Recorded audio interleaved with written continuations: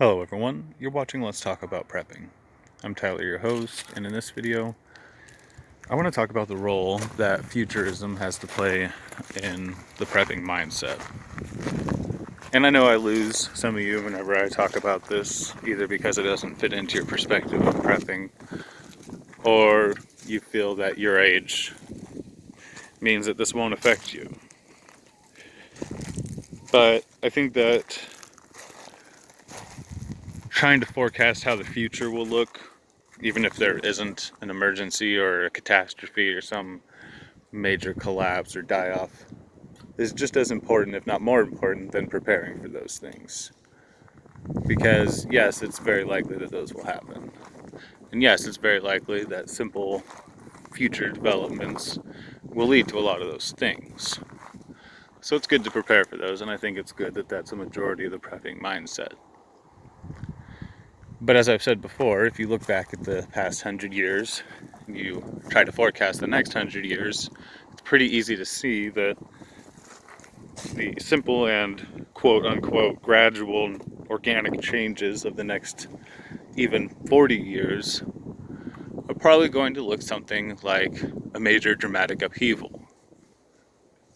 Given that a lot of us are either going to be raising kids or influencing kids who are going to live in that world, I think that it's a conversation that we need to have as to what the future is going to look like and the challenges that are going to be faced by the people living in that future. I'm 30 years old, which means that if I live to be 100, I have 70 years to worry about. That means that I will probably see spaceflight become a casual thing. That means I'll probably see something that looks scarily like artificial intelligence. That means that I may see such dramatic health industry improvements that there's such things as biological life extension, partial or complete uploading of some semblance of a human consciousness, human cloning, and a variety of other things that are already beginning to develop now.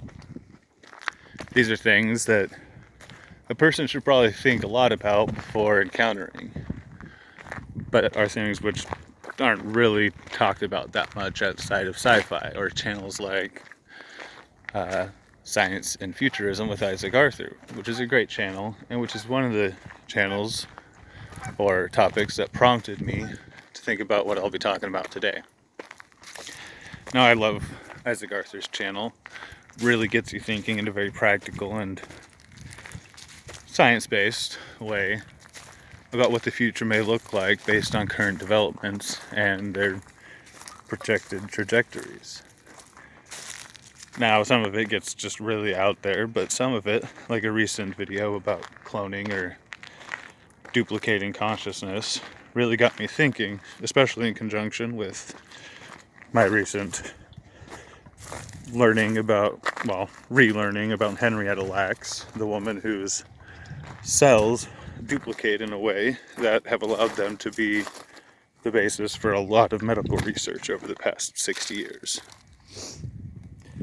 And also the fact that Prepper's daughter and I went and watched Gemini Man, the movie where Will Smith fights his own clone.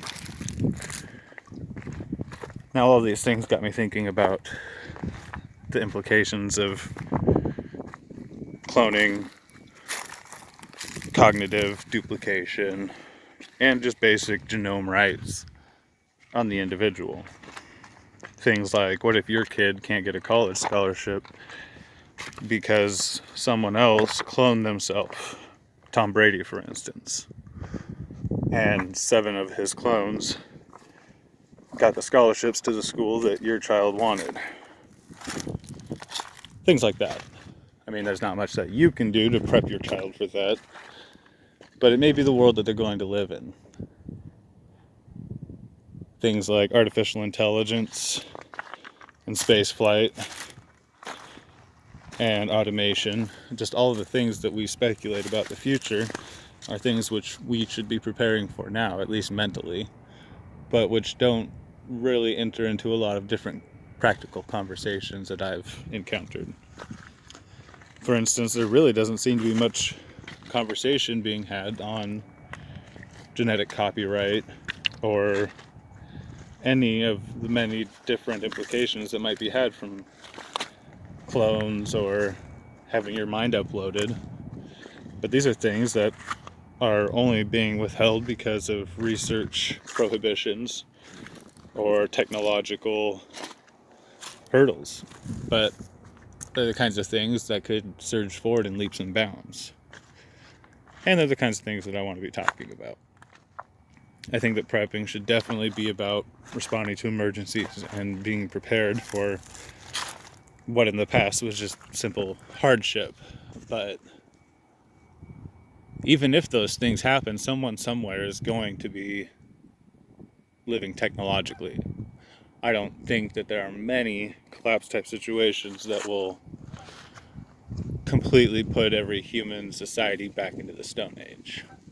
So even if part of civilization, for instance, the United States, experiences a severe collapse, we need to confront the fact that someone somewhere will still have space-age technology. And that we may still need to confront that even as we live with covered wagons. And if those things don't happen, we are definitely living in the age of scary future scientific stuff. So I think it's interesting to talk about. For one, I'd be interested in your input today on the genetic side of things. Would you ever clone a child? Would you ever consider cloning yourself if you couldn't have a child?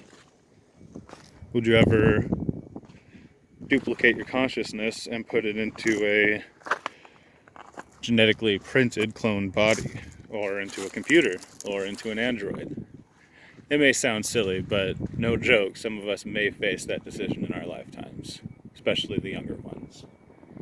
Love to hear your thoughts on that, and some of the futuristic challenges that we may face if we don't manage to blow ourselves up or Yellowstone doesn't do it for us. Hope you're all doing well. Everybody stay safe out there.